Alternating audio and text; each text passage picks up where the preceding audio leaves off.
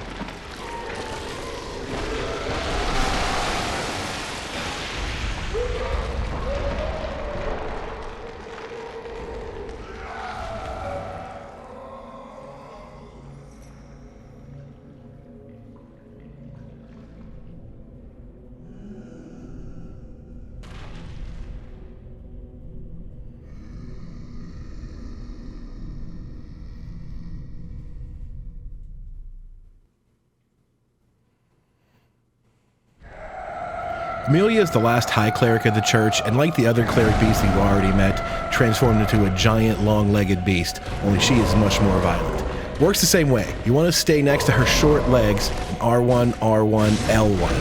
And you can see that already causes a stagger that does so much damage to her short limbs. The problem is her arms, and she's much more violent with her swinging claw attacks. You really have to pay attention to some of them. They look kind of like this for the most part. They're just wide, horizontal swings with excellent range, and she has this huge ground pound that causes splash damage. So you gotta be watching out for those. But really, the trick to this fight is very simple. Fire paper. Once you get used to fighting her a couple of times, you turn on fire paper, you just do untold damage to this furry beast. Same thing, stay to her side where her arm swings can't hit you.